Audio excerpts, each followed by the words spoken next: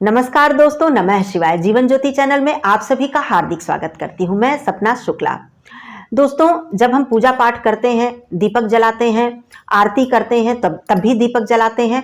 आज मैं बात करूंगी कि दीपक में फूल बनने का क्या कारण होता है। इसका ऐसा कारण है जिसको कि अभी तक आप लोगों ने नहीं जाना होगा, नहीं समझा होगा। ईश्वर का क्या संकेत होता है कि दीपक में फूल बन जाते हैं। दूसरी बात, कभी कभी आपने देखा होगा कि जब हम दीपक जलाते हैं, दिया जलाते हैं, तो हमारा जो दीपक है, बाती है, वो पूरी तरह से जलकर समाप्त हो जाती है। इसका क्या संकेत है, भगवान क्या बताना चाह रहे हैं आपसे। और कभी कभी हमने देखा है कि दीपक में तेल तो खत्म हो जाता है लेकिन बाती बच जाती है, मतलब बाती पूरी तरह से समाप्त नहीं होती है। इसका क्या संकेत है, इसके पीछे का रहस्य क्या है।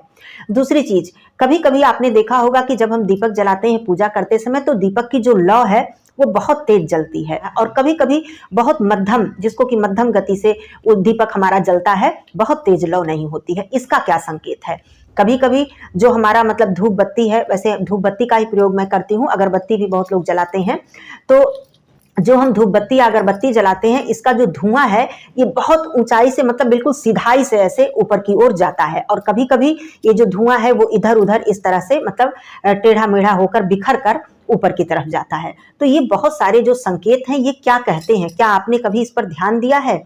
क्या भगवान आपसे क्या बताना चाह रहे हैं, क्या आपने इस पर कभी ध्यान दिया है। आइए जानते हैं कि ये सारी चीजें आपको क्या कहना चाह रही हैं। आपके जीवन में कौन सी ऐसी घटना घटित होने वाली है जो ये संकेत आपको बता रहे हैं, लेकिन आप समझ नहीं पा रहे हैं।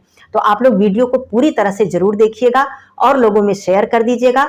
वीडियो यदि पसंद आता है तो इसे लाइक जरूर कर दीजिएगा। चैनल पे पहली बार है तो चैनल को सब्सक्राइब कीजिएगा। कमेंट बॉक्स में नमः शिवाय जरूर लिखिएगा। दोस्तों, आइए सभी बातों को समझ लेते हैं। चलिए दोस्तों, एक एक करके बताती हूँ। देखिए दोस्तों, कभी कभी क्या होता है कि जब हम दीपक जलाते हैं, चाहे अखंड दीपक जलाते हो या प्रतिदिन का दीपक जलाते हो, तो उसमें फूल बन जाते हैं, बहुत बड़े बड़े फूल बन जाते हैं। तो कहा जाता है, बहुत से लोगों को कहते हुए भी मैंने सुना है, और बहुत सारी इस पे वीडियो भी बनी है, कि ये फूल जो है ये संकेत देते हैं, इसमें शुभ और अशुभ का संकेत होता है। तो देखिए, इसमें शुभ और अशुभ का कोई संकेत नहीं होता है। ये जो फूल बनते हैं ये पूरी तरह से रासायनिक प्रक्रिया के कारण बनते हैं। जो कार्बन होता है, जब दीपक जलता है तो धुएं से जो कार्बन बनता है, उसके जो कण होते हैं वो इकट्ठे हो जाते हैं। पूरी तरह से ऑक्सीजन न मिल पाने के कारण वो कण इकट्ठे हो जाते हैं, तो वो फूल का रूप धारण कर लेते हैं। इसी से दीपक में फूल बनता है। और यहाँ पर हम समझ लेते हैं कि ये जीवन में कोई मेरे बहुत ही भयंकर घटना घटने वाली है, या भगवान बहुत मतलब संकेत दे रहे हैं। भगवान क्या उस फूल के द्वारा आपको संकेत देंगे? नहीं। तो ऐसा भ्रम आप अपने मन में मत पालिए। दीपक में फूल केवल एक रासायनिक प्रक्रिया है। अब दूसरी चीज मैं बताती हूँ कि दीपक जब हम जलाते हैं तो कभी कभी लौ बहुत तेज और कभी कभी लौ बहुत मध्यम क्यों होती है। यहाँ पर सीधी सीधी बात है बाती के विषय में। जब हम बाती को बहुत, जैसे ऐसे बाती हम लंबी जो बनाते हैं, यदि हम बहुत टाइट बाती बनाते हैं तो वो जो बाती है वो धीमे धीमे जलती है और बहुत देर तक जलती है, और जब वो समाप्त होगी, आप ध्यान दीजिएगा, तो पूरी बाती वो जलकर खत्म नहीं होगी। बाती वहीं पर जलकर रुक जाएगी जहां पर आपका तेल समाप्त होगा। और जब बाती वो ढीली होगी, जैसे रुई की बाती हमने बनाई और बाती थोड़ी ढीली रह गई, तो वो जो बाती है वो बहुत तेज जलती है और जल्दी जल्दी जलकर और पूरी बाती जलकर समाप्त हो जाती है। इस बात पर आप ध्यान दीजिएगा। दूसरी चीज, यहाँ पर रुई का भी विशेष महत्व होता है। रुई, सिंथेटिक रुई भी आती है, कॉटन की रुई भी आती है, मतलब सूती बिल्कुल रुई आती है, और सिंथेटिक। इससे भी फर्क पड़ता है कि आपकी बाती, मतलब जो लौ है दीपक का, वो तेज हो रहा है या कम हो रहा है, जल्दी जल रहा है या जल्दी बुझ रहा है। तो ये पूरी तरह से दोस्तों ये साइंस है और रासायनिक प्रक्रिया है। कहीं से कभी भी इस सब चीजों के लिए अपने मन में भ्रम ना पालें। अपने मन में किसी भी प्रकार का डर या कोई बहुत मतलब खुशफहमी भी ना पालें कि ऐसा हो गया तो मेरे जीवन में भगवान ने बहुत अच्छा संकेत दे दिया, या फिर ऐसा हो गया तो भगवान ने मेरे जीवन में बुरा संकेत दे दिया। दूसरी बात, आगे और भी चीजों को बताती हूँ। देखिए, जैसे कि हमने धूप बत्ती या अगरबत्ती को प्रज्वलित किया, तो कभी कभी क्या होता है, उसका जो धुआं होता है वो सीधा बिल्कुल ऊपर जाता है, कभी कभी इस तरह से टेढ़ा मेढ़ा होकर जाता है। ये पूरी तरह से जहां पर आपने दीपक जलाया, जहां पर आपने धूप बत्ती जलाई, वहां का वातावरण कैसा है, वहां पर ऑक्सीजन कितना मिल रहा है, कितना नहीं मिल रहा है, ये सारी बातें इसी बात पर निर्भर करती हैं। तो यहाँ पर कभी भी भ्रम ना पालें, अपने मन में कोई मिथक ना पालें, ना ही किसी को इस तरह के भ्रम की बातों को आप बताएं कि ऐसा होता है तो ये होता है, ऐसा होता है तो ये होता है, ऐसा होने से ये संकेत मिलता है या ऐसा न होने से ये संकेत मिलता है। ये सारी चीजें रासायनिक प्रक्रिया है। ये बात हो गई। तो पूजा पाठ के विषय में कभी भी हमें अपने मन में भ्रम नहीं पालना चाहिए। कभी कभी क्या होता है कि आरती करते समय जब हम आरती को घुमाते हैं तो हमारा दीपक बुझ जाता है। अक्सर ऐसा कभी कभी हो जाता है। ये भी ऐसे ही होता है कि मान लीजिए कि आपने आरती घुमाई और बहुत तेज उस पर हवा आ गई, हवा का प्रवेश हुआ और दीपक हमारा बुझ गया। तो यहां पर भी अपने मन में भ्रम ना पाले कि बहुत बड़ी घटना घट जाएगी, ये तो अशुभ संकेत हो गया, भगवान नाराज हो गए। भगवान इन छोटे छोटे बातों से नाराज नहीं होते हैं दोस्तों। भगवान हमारे माता पिता हैं, वो हमसे नाराज क्यों होंगे? क्या इन सब चीजों से भगवान नाराज हो जाएंगे? दीपक की बाती धीमी हो गई तो भगवान रुष्ट है, दीपक की बाती तेज हो गई तो भगवान प्रसन्न है? ऐसा बिल्कुल नहीं होता है। इन सब बातों को अपने मन में बिल्कुल ना पालें, इन सब भ्रम को अपने मन से बिल्कुल निकाल दें। भक्ति करें, बिल्कुल निर्मल मन से भक्ति करें और भगवान में लीन होकर भक्ति करें।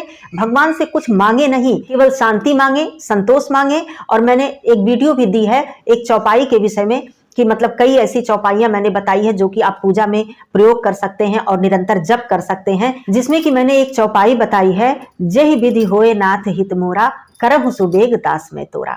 तो इस चौपाई का इतना गहरा अर्थ है कि भगवान से भक्त केवल यही कहता है कि जिस विधि से, जिस भी तरह से मेरा हित हो आप वही कीजिए, वही शीघ्र कीजिए। मैं आपका सेवक हूं, आपका दास हूं। मतलब मैं आपका दास हूं और जो मेरे हित में हो आप कीजिए, मैं आपसे कुछ भी और नहीं मांगता हूं या मांगती हूं।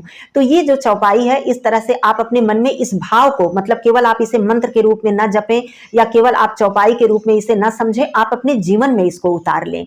और सीता राम चरण रति मोरे, अनुदिन बढ़ऊं अनुग्रह तोरे। मतलब उनके चरणों में दिन प्रतिदिन हमारा अनुग्रह, हमारा प्रेम बढ़ता रहे। हे प्रभु ऐसी कृपा कीजिए। तो यही सारी चीजें, मुख्य जो पूजा का भाव होना चाहिए, मुख्य जो पूजा का हमारा उद्देश्य होना चाहिए, यही होना चाहिए। बाकी इन छोटी छोटी चीजों को अपने मन में लाकर, छोटे छोटे भ्रम को अपने मन में लाकर आप बिल्कुल भी भ्रमित ना हो और ना ही अन्य को, किसी और को आप भ्रमित करें। तो ऐसा मैंने देखा कि बहुत मतलब लोगों का, अरे ये घटना ये संकेत देती है, आप इस संकेत को समझें, इस रहस्य को समझें, भगवान आपसे क्या कहना चाह रहे हैं। मतलब बहुत सी चीजें ऐसी थी, तो मैंने सोचा कि इस पर आप लोगों को, अपने भाई बहनों को मैं बताऊं, मेरा फर्ज बनता है। आप लोग इसे समझें तो बहुत अच्छी बात है। आप लोग इसको अपने मन में बिठाएं और लोगों को भी इस भ्रम से दूर करें। दूसरी चीज, जब संकेत की बात ही आ गई है दोस्तों, तो मैं संकेत आपको बताती हूँ कि वास्तव में भगवान संकेत कैसे देते हैं कि आपकी जो भक्ति है वो उन्होंने स्वीकार कर ली है, आपकी जो भक्ति है वो बिल्कुल सच्ची है, आप पूरी तरह से भगवान के प्रेम में, उनके मतलब चरणों में, उनकी श्रद्धा में लीन है। ये क्या संकेत है? इसको संकेत को भी आप समझिए। संकेत केवल यही भगवान देते हैं, तब देते हैं जब क्या होता है कि हमारे अंदर, हमारे मन के अंदर परिवर्तन होना शुरू हो जाता है। यही संकेत है असली। परिवर्तन कौन सा? जैसे कि कहा जाता है कि हमारे मन में ही मंदिर है, हमारे मन में ही भगवान है, हमारी आत्मा ही परमात्मा है। आप लोगों ने सुना होगा, ये बहुत ही जनरल वर्ड है, शब्द हैं, हम सभी लोग सुनते हैं लेकिन इसको समझते नहीं है, इस पर ध्यान नहीं देते हैं। तो कहने का मतलब यही है कि जब हम अपने मन से निर्मल हो जाते हैं, जब हमारे मन से क्रोध, अहंकार, ईर्ष्या, द्वेष, लालच, किसी को बुराई करना, चुगली, निंदा आदि ये सारे जो मनोविकार हैं ये दूर हो जाते हैं, तभी आप समझिएगा कि आपकी भक्ति सच्ची है और भगवान ने आप पर कृपा की। जब तक भगवान कृपा नहीं करते हैं तब तक हम इन्हीं सब मनोविकारों में डूबे रहते हैं और इन्हीं में हमारा जीवन चलता रहता है और इसी पे हमारा जीवन समाप्त हो जाता है। केवल हम एक नियम के अनुसार, एक मतलब औपचारिकता के लिए हम पूजा करते हैं, पाठ करते हैं, भगवान के समक्ष बैठते हैं, धूप दीप करते हैं। बाकी हमारे मन में जो ये मनोविकार यदि चलते रहते हैं तो भगवान की कहीं से कोई कृपा आपके ऊपर नहीं है। चाहे आपके घर में करोड़ों की संपत्ति है, चाहे आप एक बंगले में रह रहे हों, चाहे आपके पास हजारों गाड़ियां खड़ी हों, कोई फर्क नहीं पड़ता दोस्तों। यदि आपके मन में इन सारे मनोविकारों को स्थान मिला हुआ है, आप इन मनोविकारों से भरे हुए हैं, तो कहीं से मत समझिएगा कि आपके ऊपर भगवान की कृपा है। क्योंकि ये जो सारी चीजें आपको मिली हुई हैं, जो भौतिक सुख, ये आपका प्रारब्ध है, आपका कर्म है, और भगवान की कृपा एक अलग चीज है। तो इस बात को मतलब बहुत गहरी बात है ये, आप इसको समझिएगा। यदि आप संकेत की बात करना चाहते हैं कि मतलब अशुभ संकेत, शुभ संकेत, भगवान कब हमें संकेत देते हैं, तो भगवान संकेत तभी देते हैं कि आपका अब अच्छा दिन शुरू हो गया है, अब आपकी परम गति होगी, क्योंकि आप मनोविकारों से बिल्कुल दूर हो चुके हैं, जो कि बहुत कठिन है। धीरे धीरे ये चीजें होती हैं सबके साथ नहीं हो पाती हैं। हम सभी लोग इन्हीं मनोविकारों में, इन्हीं माया जालों में उलझे हुए रहते हैं और इसी में हमारा जीवन समाप्त हो जाता है और फिर हम जन्म लेते हैं, फिर अपने कर्मों को भोगते हैं, फिर अपने जीवन को समाप्त करते हैं। तो संकेत इसी को आप समझिए कि जिस दिन आपके मन से ये सारी चीजें निकल जाएंगी, जब आपको किसी से ईर्ष्या द्वेष नहीं रह जाएगा, किसी के कुछ कह देने से आपके मन में दुख नहीं पहुंचेगा, आप आसानी से किसी को क्षमा कर पाएंगे या फिर आप आसानी से किसी से क्षमा मांग पाएंगे, तभी आप समझिए कि भगवान आपको संकेत दे रहे हैं कि हाँ, अब मैंने तुम्हारे ऊपर कृपा कर दी है, क्योंकि अब तुम बिल्कुल मन से निर्मल हो रहे हो या हो रही हो। तो ये है भगवान का संकेत, न कि दीपक की लौ जलने से, बुझने से, बाती तेज होने से, धीमी होने से, फूल बनने से। ये सारे संकेत हमारे जीवन में कुछ नहीं कहते हैं दोस्तों। तो इन बातों को समझिएगा, गहराइयों को समझिएगा और जीवन को एक अलग दिशा में जीने का प्रयास कीजिए, जीवन के सही अर्थ को समझिए। मेरे कहने का सिर्फ यही मतलब था। तो दोस्तों, वीडियो अच्छी लग गई हो तो और लोगों को जरूर शेयर कीजिएगा। फिर मिलती हूं अगले वीडियो में, तब तक के लिए धन्यवाद। नमः शिवाय। हर हर महादेव।